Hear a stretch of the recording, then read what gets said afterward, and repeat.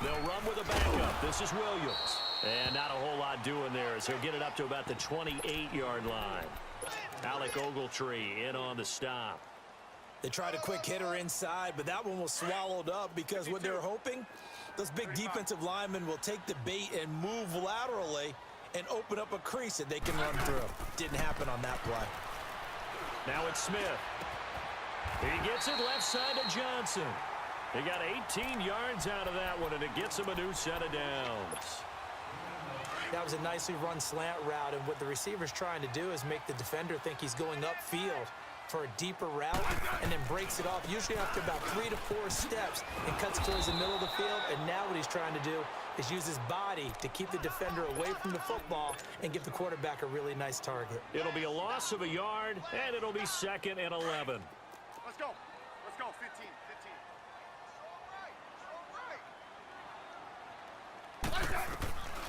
A shotgun snap for Smith. They'll complete this to Ingram as tight end. And he'll take it down shy of the 45 at the 46. They'll wind up getting 10 back as that sets him up for 3rd down. A lot of tight ends just use their size and their strength, try to occupy some space and kind of body people away and catch the football. But not this guy. He's a refined route runner. Makes me wonder if he took some dance classes in his background with his footwork. Here's Smith. This is caught by Jackson. And he will have a 1st down here at about the 40. A solid pickup of 5 and a very solid 4th down conversion. And defensively, pure frustration. To throw is Smith, and he slings one that's incomplete. Didn't have a receiver open downfield, and as it turned out, couldn't even find his outlet man because of the coverage. It was way too tight, unable to find anyone open. So 2nd down and 10. Once again, they'll go from the 40. Watch tight end. Key the tight end. Hey, back up. On 2nd down, Williams. And forget about finding a lane. He barely had time to look up before he was planted in the backfield. This will be a 2-yard loss on the play. And they'll be facing a 3rd and 12. Line. Yellow. Let's go. From the gun, here's Smith. He juked him. Throw left side, complete to Ingram. And he'll get it down on the play to the 37. Just a 5-yard pickup, and it leads to 4th down. He wasn't the primary target, but I think it was almost like a check down situation, wasn't it? Yeah, hoping he can break some tackles, a big tight end, but he couldn't do it. Yeah, get it to that big frame and hope he could scatter some bodies, unable to get it done. 1st and 10, right at the 30. The first carry for the former Nittany Lion. This is Saquon Barkley. And that play going absolutely nowhere as he's belted before he could get out of the backfield. Nice play right there to stop him behind the line, but I want to see how this defense continues to play him here in the 1st half. Yeah, you know better than I. He has the ability to take over a game, so what do? Yeah, I think you have to make sure that you bottle him in at varying levels, because if you crowd everyone to the line of scrimmage, if he breaks through, it's nothing but room to run. Throwing is Manning on 3rd down. To Shepard, complete over the middle. Just a 5-yard pickup, and it leads to 4th down. Well, we hear so often how tackling has become almost a lost art in the NFL game. But it's so important to tackle well on these receivers, especially in a play like this one. 3rd down, they gave him the underneath stuff. You got to go and make the tackle right away. Now, meanwhile, they go for it on 4th down, and my goodness, incomplete. So, Charles, why in the world do you take that risk there? It doesn't make a whole lot of sense on the surface. But I've been around enough of these coaches and enough of these meetings along the way. Sometimes they're so confident in a play call that they don't care about the situation. They think that play, at that time, they're going to run it and pick up whatever they need. So maybe that's what influenced him there. I'm guessing because I have no other explanation. Yeah, that's tough. Own side of the field, that chunk of yardage to pick up. Head scratcher. On 2nd down, here's Smith. And the hit jarred it loose. It's incomplete. The beauty of being able to play a zone defense when you can sit back and see the ball coming out of the quarterback's hands, guess what? Creates a lot of confusion, kind of a muddle in the middle of the field where you can go make a play on the football.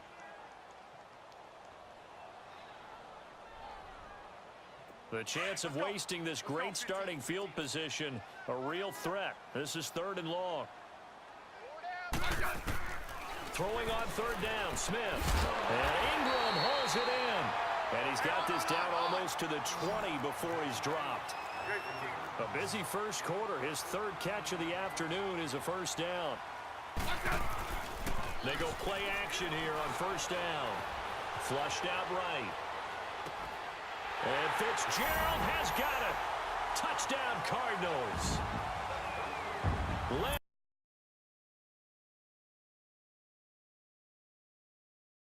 Oh, a ball batted in the air, and now it's intercepted. Picked off at the 21. And he'll take this back all the way up past the 45-yard line. Well, there definitely was some juice on that pass. And while tight ends don't always have the same reputation for hands as wide receivers do, in this case, that ball was expected to be caught. So after the INT, it's Manning. And that is incomplete. You know, despite the scoreline, I think they've got to like where they are here. They're on the road and just one big play away from getting right back in this game. I'm going to follow right along with you because the spot they're in now is a credit to their defense. They've kept them in it by making the plays that they've made, and that just means you're one big score away from being right back there. Now the question is, can this offense step up and make that play? Because that's been an issue for them in this game. That burst good for 20 and a first down. On first and 10, here's Manning. He's going to let this one go deep. And he's got his man, Beckham. Touchdown, Giants. Odell Beckham, 33 yards. And thanks to the interception, the Giants offense cashes in with 6. Rosa. Easy to see when we review this that the ball needs to come out quicker, because if you don't throw it right on the break, you bring a crowd of people into the equation. And that's why it got knocked away there. Back to the air, Smith on second down. And now look at this, big gain but a fumble. And who's got it? The Giants. Often on fumbles. If only I could turn back time. In the game thus far, the crowd getting into it as we come up on a big third down.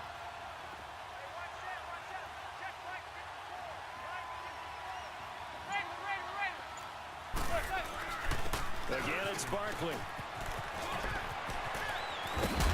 And they will eventually get him down, but he's inside the 5 all the way to the 3. They're able to convert on third down, and that sets up a first and goal.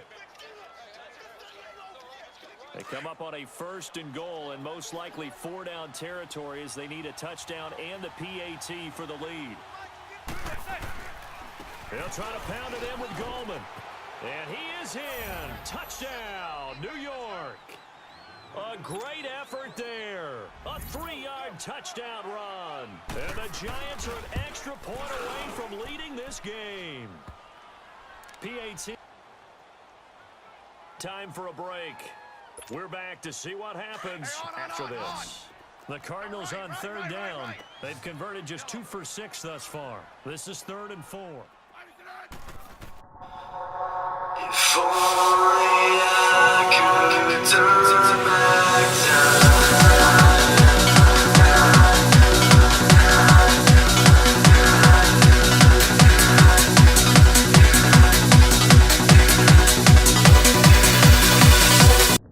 Oh, a crusher there as it's intercepted.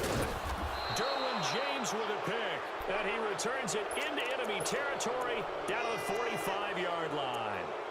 Boy, what a turnaround. They exited the lockers as they'll talk things over prior to this upcoming second down play. Another yard would probably put this thing in the books. It's 2nd and 1. They'll run it again with Barkley. And he will take it on in for a Giant touchdown. To take over. They're down here in a 1-score game, but the time, it's a factor, but it's not a huge factor right now, is it? It's really not, because this amount of time gives them a chance to run their offense, to go through play sequences. And this is what they work on every week in practice, usually on a Friday. They go over this type of a situation, late game situation. What are we going to do when we have the opportunity? They've called these plays a bunch of times. Now's their chance to execute them. They have the opportunity now. Here's the execution. Back to throw. And it pops free. The collision there jarred the ball loose and brings up second down.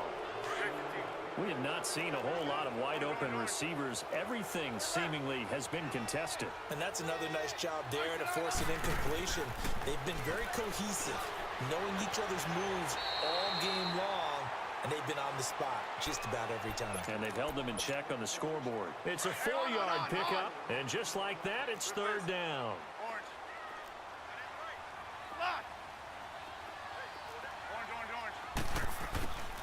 He'll look to throw. And Ingram holds it in. And they're able to get this one past the 30 down to the 25. Well, they go with a slant that time, 15 yards at a first down. Back to throw. And he doesn't quite make it, taking it within an eyelash. Dropped at the 1. That one goes for 24 yards.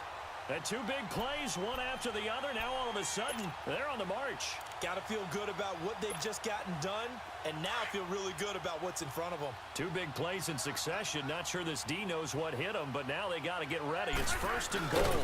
They'll sneak it with Smith. So now with 6 seconds remaining, we get a timeout on the field. Oh, yeah, good surge defensively. Sometimes you can just tell by the way a quarterback lines his feet up behind center. He's going to try and sneak it in. And they catch him here and stop him for no gain.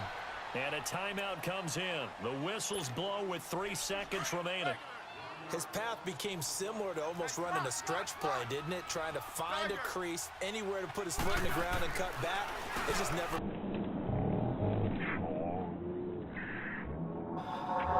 If only I could turn back time.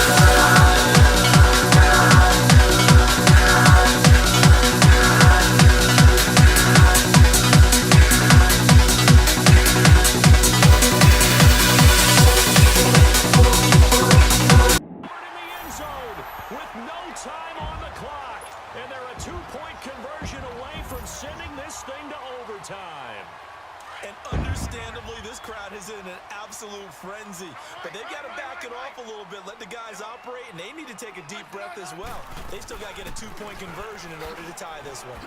And he is in. The play works, and we are...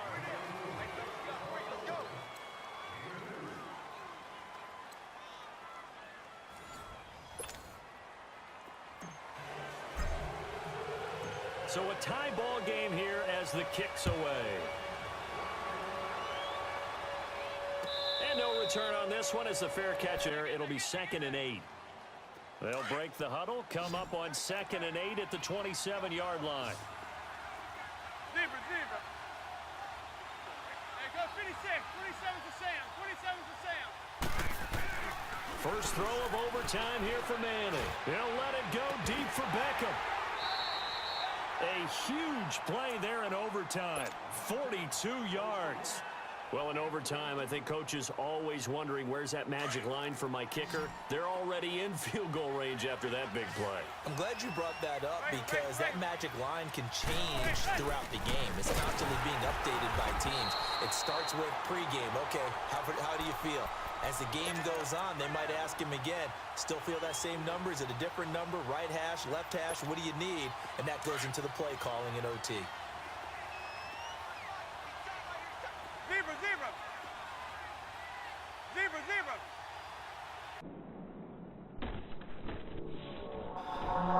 If only I could turn back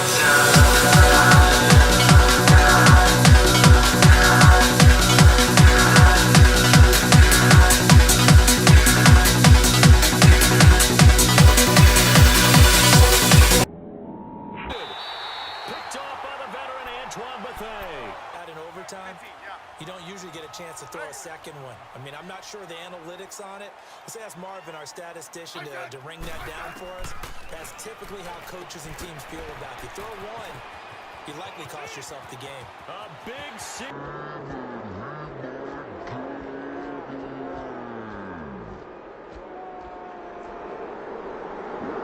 Sure.